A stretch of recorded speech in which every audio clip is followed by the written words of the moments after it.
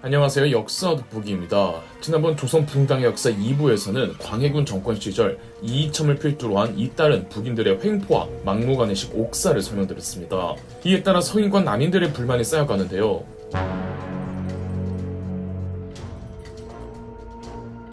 결국 광해군, 무엇보다 북인들에게 쌓인 불만, 그리고 당시 가장 핫한 이슈였던 명나라와 후금 사이에서 조선은 누구의 편을 들 것이냐를 두고 광해군은 노골적으로 후금 쪽으로 원하던 상황에서 아무리 명나라가 지는 해이고 후금이 이기는 쪽이라 한들 임진왜란 때 조선을 도와주고 사대하던 명나라의 국가가 오랑캐에게 지고 있으면 도와주지 못할 망정 어떻게 명나라를 저버릴 수가 있냐며, 그리고 광해군과 북인이 인목 대비를 유폐하고 영창대군을 죽인 명분을 내세워 서인들이 반정을 일으킵니다. 광해군에게 조카 능양군이 있었는데 이 능양군이 야당 서인들을 찾아가 핵심 세력들과 군대를 모아 1623년 군대를 동원해 창덕궁을 장악 후 광해군을 강제로 폐위시켜버립니다. 사실 중간에 반정의 움직임이 포착되어 광해군에게 보고가 되었으나 그간 워낙 스스로 거짓 자백과 표적 수사로 강제적으로 역모를 조작해온 광해군이기에 보고받은 능양군의 반정을 대수롭지 않게 그냥 넘겨버립니다. 결국 창덕궁은 점령이 되어버리죠. 단 그 과정에서 창덕궁의 상당 비율이 불에 타버리는 일도 있었습니다. 반정 세력이 창덕궁을 장악했다는 소식에 광해군의 첫마디가 이이첨의 짓이냐 였다고 합니다. 그만큼 이이첨이 광해군의 칼이긴 했으나 동시에 미친 개였음은 광해군도 알고 있었다는 겁니다. 능양군과 서인 세력은 인목 대비를 찾아가 상황을 보고했습니다. 처음 인목 대비는 믿지 않다가 능양군이 직접 찾아가자 인목 대비는 내가 이 날을 보기 위해 구차하게 목숨을 이어나갔구나 라고 했다죠. 아들 영창대군을 잃고 10년간 유폐되어 있던 인목 대비는 광해군의 살점을 뜯어먹겠다며 광해군의 목을 가져오라고 했다죠.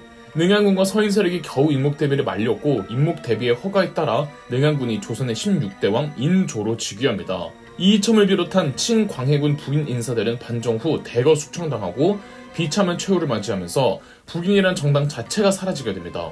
이로써 서인과 남인 딱 두 개의 붕당으로 정리가 됩니다. 어찌됐든 반정을 주도하고 새로운 왕을 옹립한 붕당은 서인이었기에 향후 조선의 조정은 서인이 전부 이끌어가면서 남인이 전국에 약간 협조하여 운영해가는 체제가 확립됩니다. 오래도록 서인은 여당, 남인은 야당이었다고 생각하시면 될 것 같아요.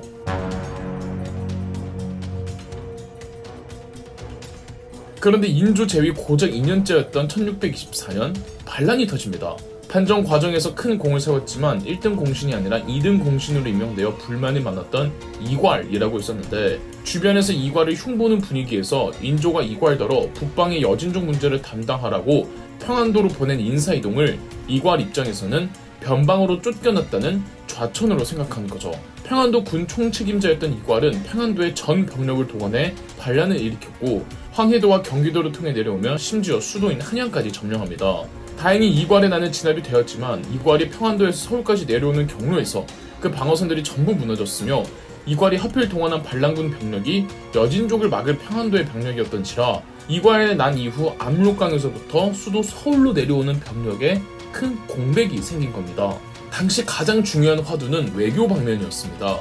중국 명나라는 여진족이 세운 후금이란 국가에 연전 연패를 하던 상황에서 광해군을 내쫓은 서인과 인조는 후금에 대한 광해군의 우호적인 외교 정책을 맹비난하며 사대주의에 입각해 이미 무너져가는 명나라를 끝까지 지지하기로 공표합니다. 이 정치인들에겐 딜레마가 있습니다. 전 정권을 타도하고 들어선 정부는 새로 들어선 정권의 명분과 정당성으로 인해 이전 정권의 모든 정책들을, 설령 그것이 더 옳고 합리적인 방침이라 해도 그것마저 부정해야 하는 경우가 온다는 겁니다. 반정을 주도한 인조와 서인 붕당의 정권이 그랬습니다. 광해군 제위기부터 북방의 만주에서는 하루도 조용할 날이 없었습니다. 누르하치의 여진족과 중국 명나라 사이에서 전쟁이 계속 일어나고 있었고 그 사이 조선은 새우 등 터지는 실정, 광해군은 누가 봐도 지는 명나라를 지지할 수가 없었고 여진족들과 친구를 맺으려 했지만 신하들의 반발로 그 사이에서 살 떨리는 줄타기만 할 수밖에 없었죠. 인조는 광해군의 외교 정책을 강하게 비난하며 나라를 철저하게 배격하겠다는 이른바 친명배금 외교 노선을 표방합니다. 아니, 표방해야만 했습니다. 서인 정권도 알았어요. 명나라가 지는 해라는 걸. 후금을 자극해서 좋을 게 없다는 걸.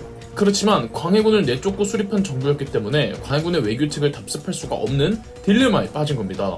결국 1627년 후금의 칸 홍타이지가 아민이라는 장수에게 3만의 병력을 보내 조선을 침공하게 했습니다. 임진왜란이 끝난 지 30년도 안 되어 또 한 번의 외침이 발생한 겁니다.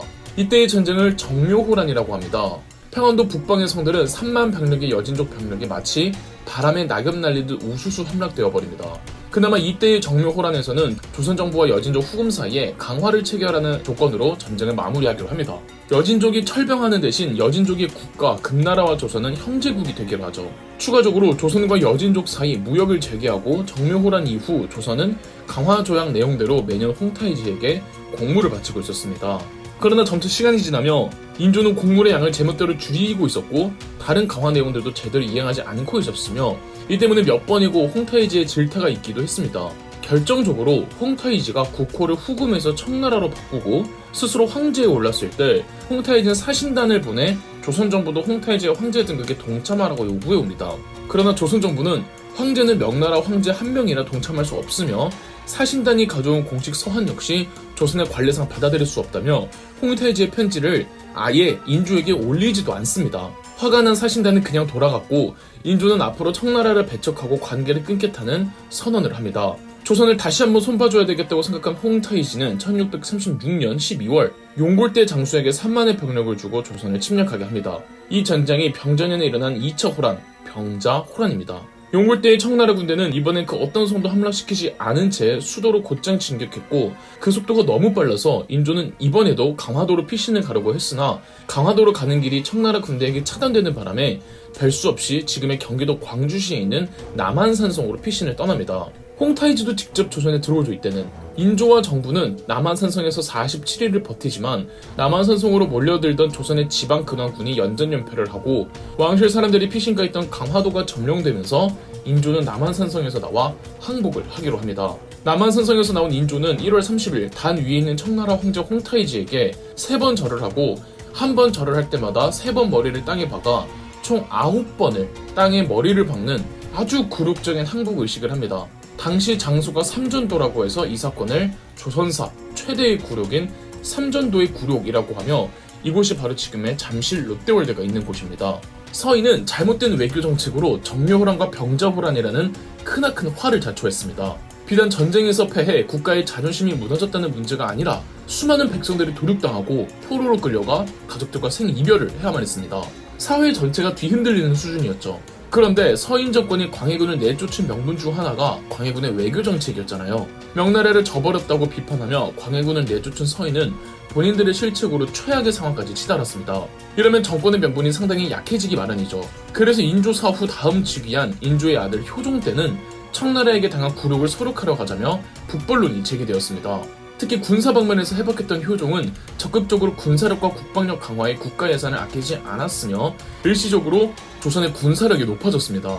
효종의 북벌론에 송시열, 송준길 등 서인 정권이 크게 동조했는데요. 그러나 청나라를 정벌하러 가자는 북벌론은 진짜로 전쟁을 일으키겠다는 뜻은 아니었습니다.